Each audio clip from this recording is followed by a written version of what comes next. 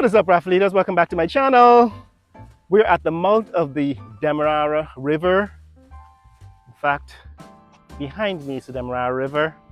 And what I want to do today is to show you what's happening at the mouth of the Demerara River here in the fastest growing country in Guyana. Of course, you know the topic is oil and gas. So I'm going to give you a rundown of the current state of the oil industry, Guyana's GDP, and how much of it comes from oil, and what role that plays in the coming election cycle, September 1st, 2025. So let's go.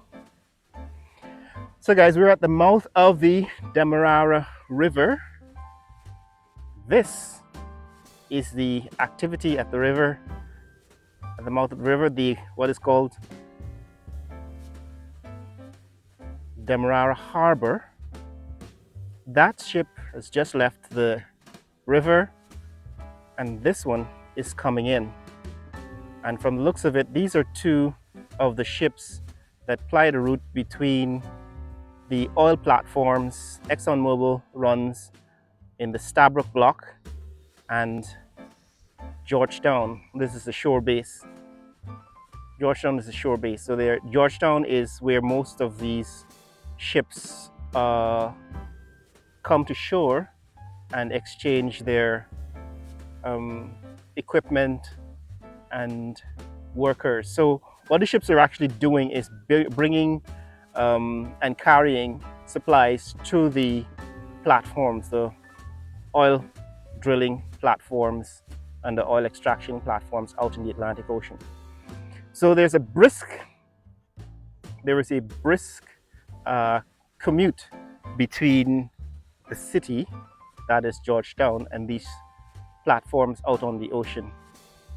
Now here, this is a new shore base that was built by one of the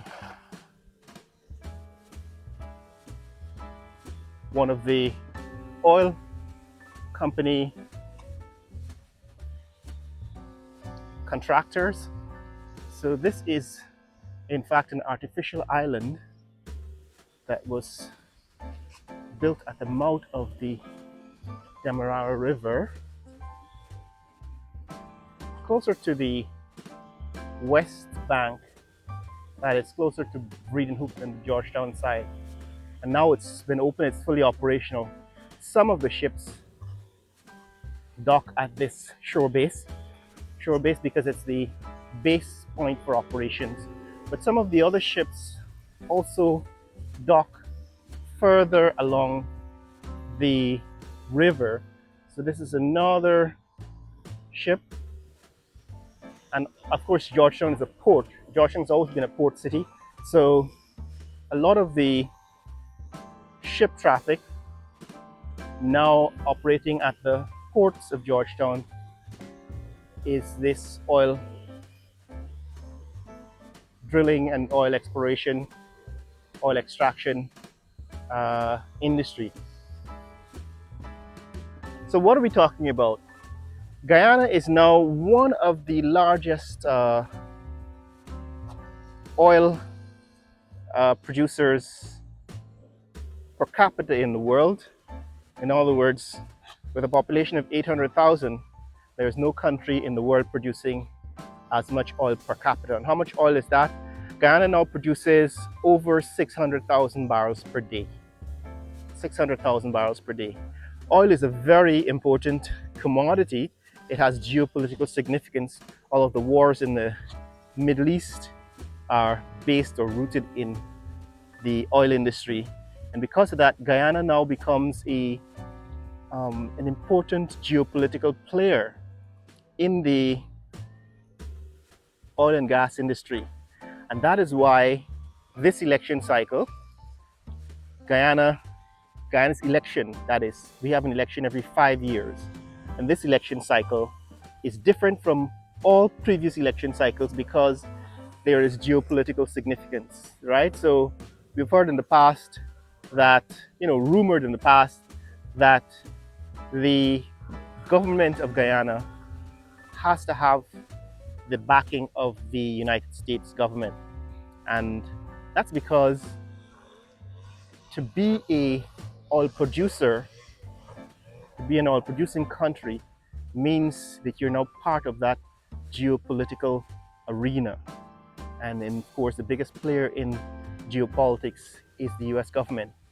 They have more military bases around the world than any other country. And in the case of Guyana, one of the reasons why uh, the outcome of the last election played out the way it was, remember, there was a very contentious election, and for several months, the election results were under litigation. But how was that election resolved? Well, it turns out, and this is allegedly, that the current government, which was in the opposition at that time, agreed to let Guyana become a base for operations against Venezuela. You know, the US and Venezuela are on opposite sides of the uh, argument, into the geopolitical argument. And in the past, Russia has also been on the opposite side of the US. And Russia and Venezuela are allies. And so what happened allegedly during the last election cycle is that the PPP government made a deal with Washington to allow the US military to operate out of Guyana. In other words, to use Guyana as a base for operations against Venezuela. The government, the coalition government at that time, refused to give the US government permission to use Guyana as a military base. And allegedly, as soon as that agreement was made, in other words, through whatever back channel arrangements, the election in Guyana in 2020 was resolved. In other words, once one party had agreed to allow the US access to Guyana as a military base of operations against Venezuela, that party was immediately declared the winner. Now, this is all alleged, but there's evidence of this, in fact, because very shortly after that, we saw an increase in US Army activity in Guyana. I don't think I made a video of it, but I actually attended the US Army Vendors Day at the, what was that? That was a Ramada Hotel. So shortly after that, I think in April of that year,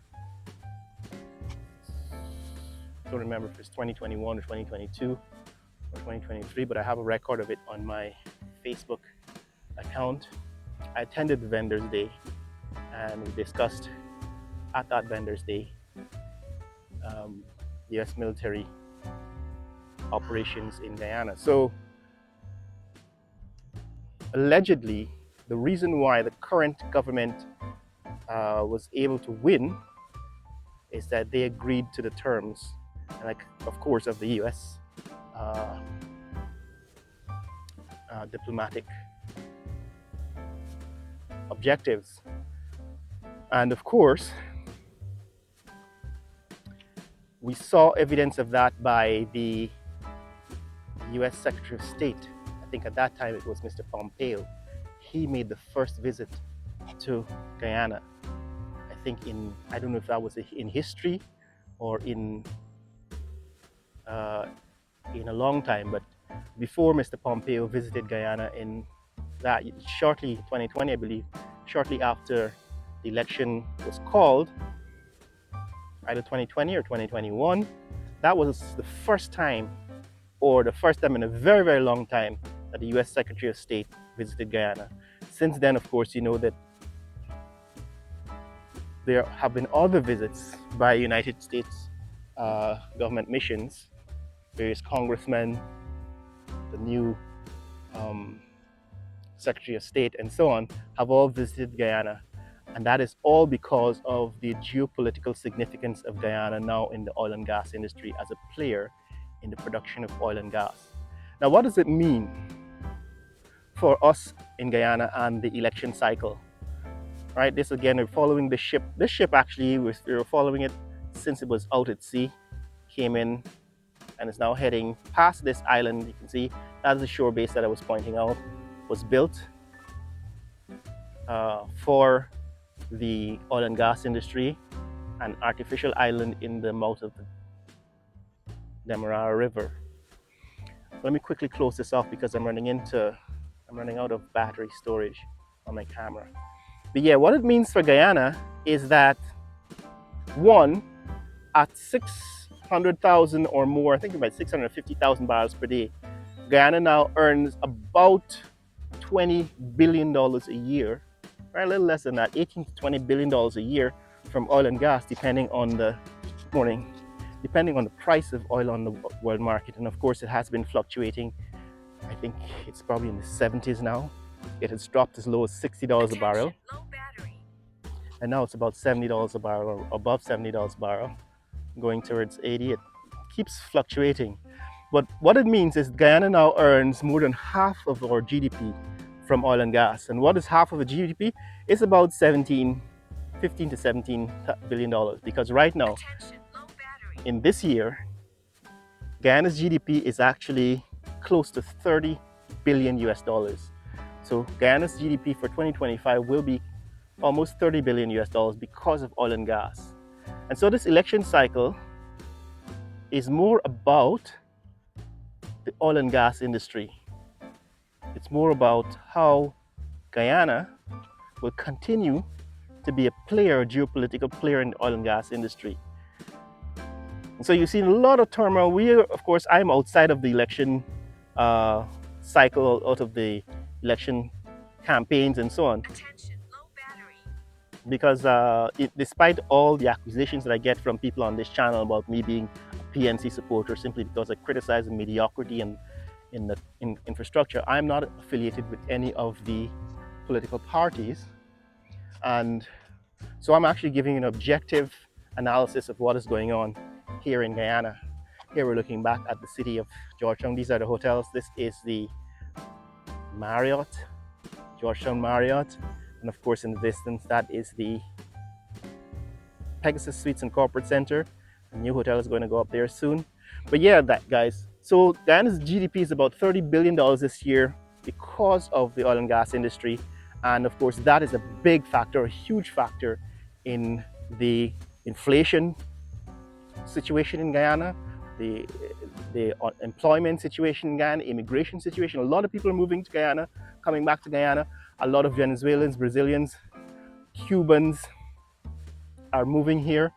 And I haven't done a video specifically on that, but I probably will in future, give you a closer idea of why and what is really happening in terms of immigration to Guyana. So even as a lot of Guyanese are migrating, leaving the country, a lot of new people are coming, moving to Guyana. You see hints of it when I, for example, covered the Pasha Global 5-star Hotel. That's the west coast of Demerara, heading towards Parika, towards Essequibo. So this election cycle is all about oil and gas. And it's the first election cycle in which Guyana now has a significant role to play in the oil and gas industry and has significant GDP growth. The problem is, of course, the spending. So Guyana, the present government has now put Guyana into $7 billion of debt, borrowing money over the last 5 years. That is more spent than in the history. So all of Guyana's history since independence, 1966, in all of those 59 years, Guyana has not spent $7 billion US dollars in loans. Now Guyana has spent, the current government has borrowed more than all of what we have borrowed in the past 60 years of our existence.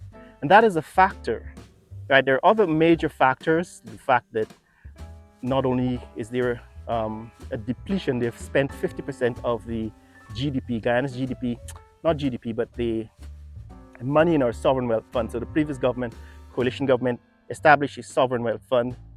This is another vessel coming off of the Atlantic Ocean from the oil platforms. And here are more vessels.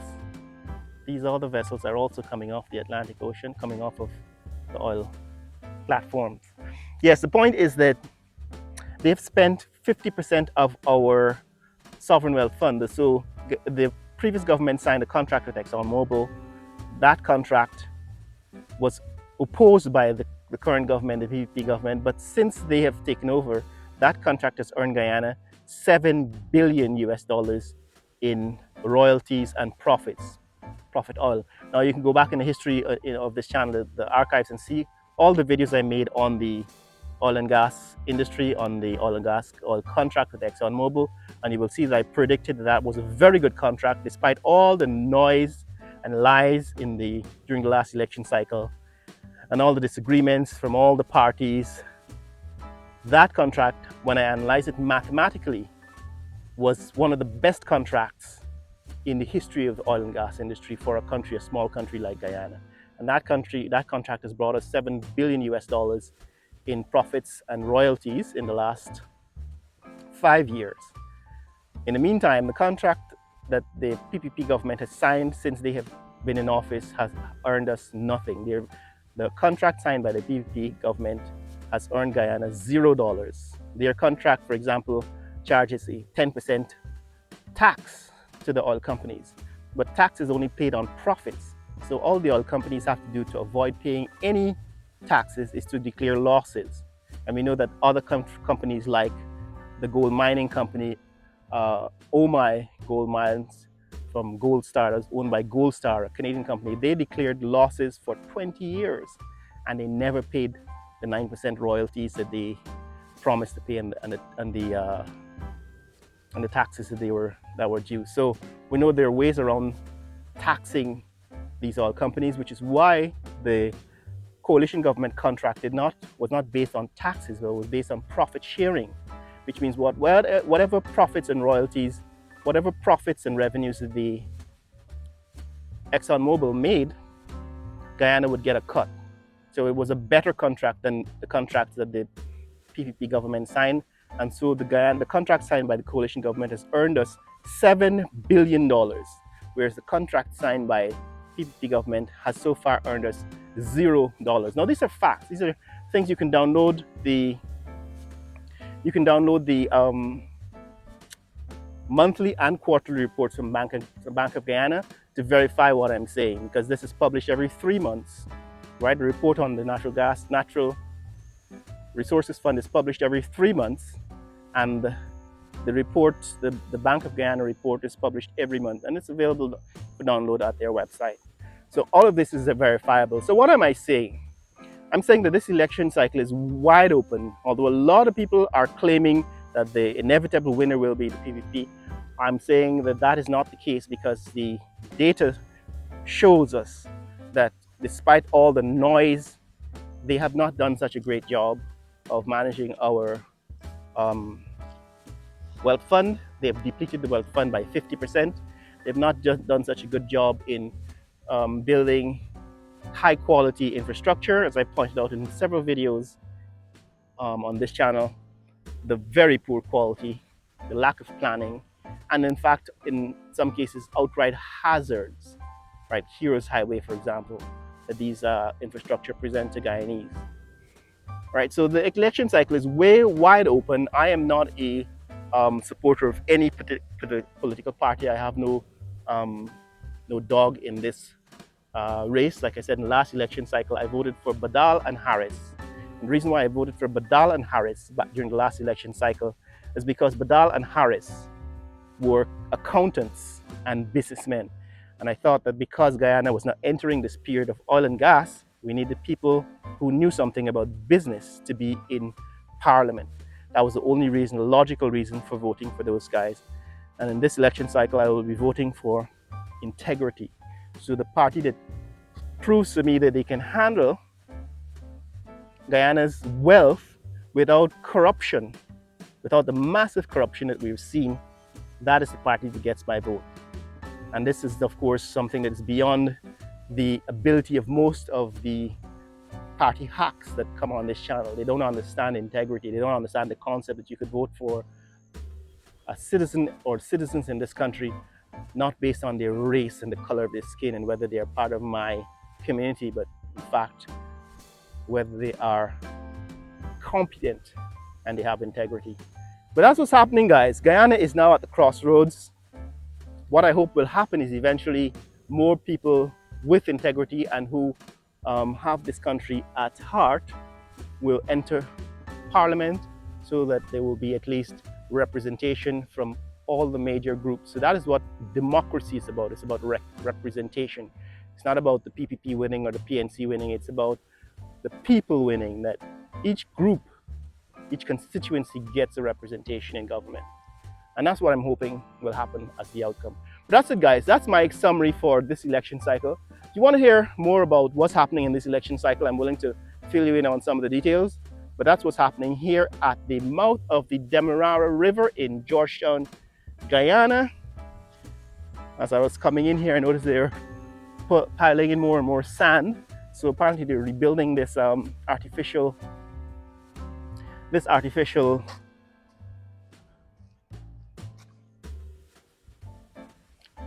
beach is being rebuilt, and can't wait to see what happens when it's done, because right now it seems as if it's in need of a lot of repair. But this is what it looks like here on a Tuesday morning in Georgetown, Guyana. It's about 7 a.m. in the morning. And before I close this, I just wanted to show you a view of the coast and a view of the beachfront that they're building here. And this is the beach at the mouth of the river, of the Demerara River, and these guys apparently are laying out some sticks. I'm assuming that that is the height of the sticks on the ground, the height of sand that they're going to eventually place here. This is what the coast looks like. That, of course, is the Pegasus Suites and Corporate Center. West of it, that is the Marriott, right? The Marriott Hotel. That's where we were standing a few minutes ago. We were standing right at the edge of the river. And now I'm going to show you the coast. So from here, you can see